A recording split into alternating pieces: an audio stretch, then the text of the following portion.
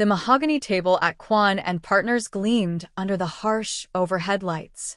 20 floors above the city, my father's corner office offered a commanding view of the Hudson.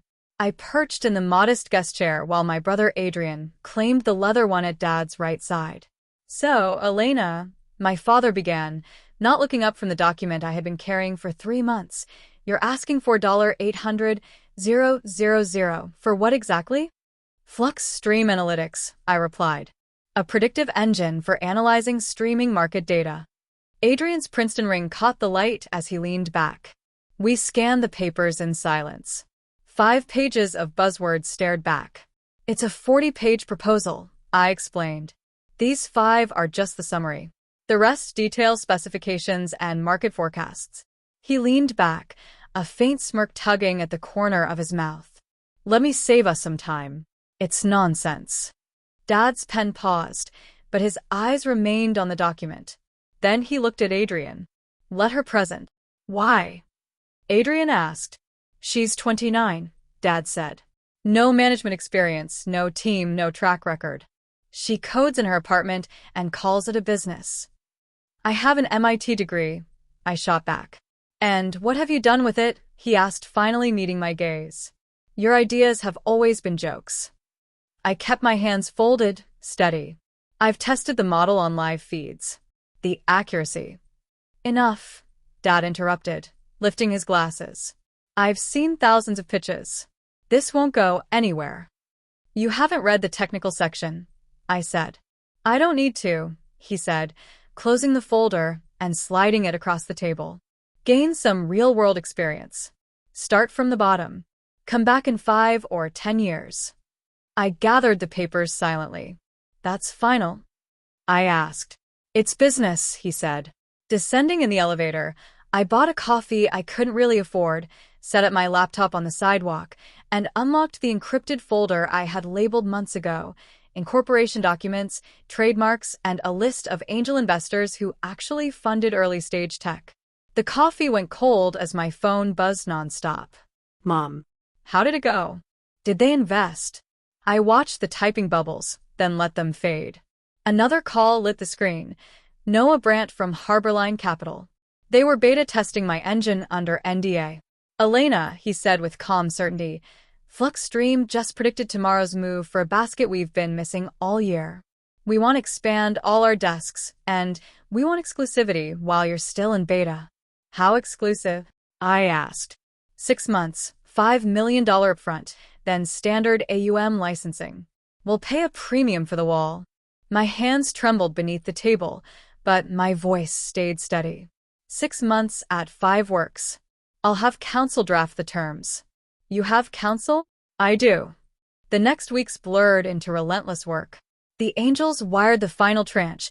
2 more funds joined the sandbox, and the model's accuracy stayed between 18 and 31% above baseline.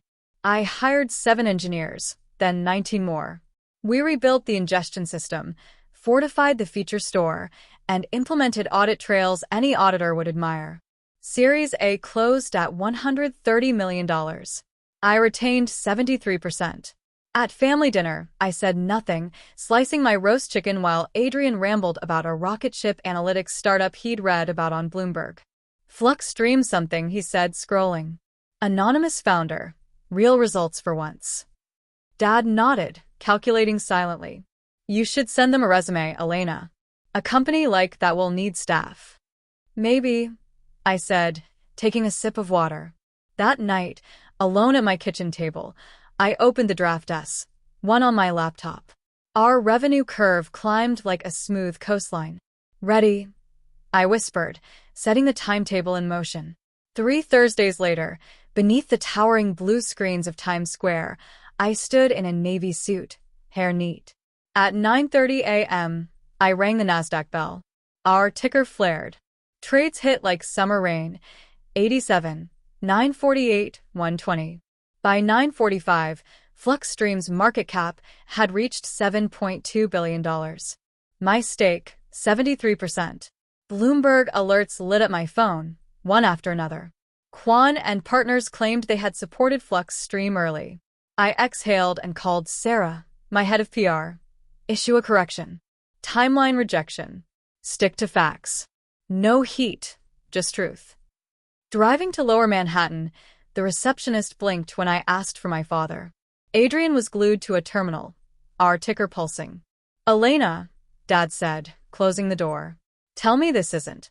It is, I said. Silence. Then we can help. Capital introductions. You're funded. I have advisors, I said, holding his gaze. I needed belief before the headlines. He swallowed. We failed you. You did, I said. And I learned to move forward without permission. Mom appeared, eyes glistening. Why didn't you tell us?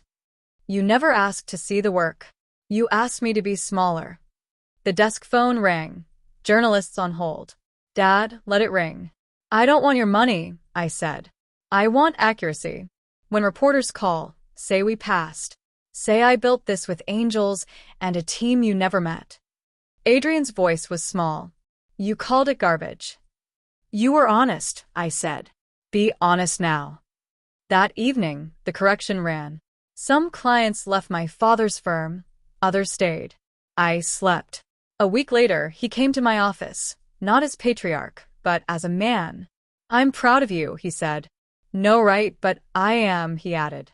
Thank you, I said, staring out at the river, flowing unbothered. I have a board call, I said, closing the door, returning to work.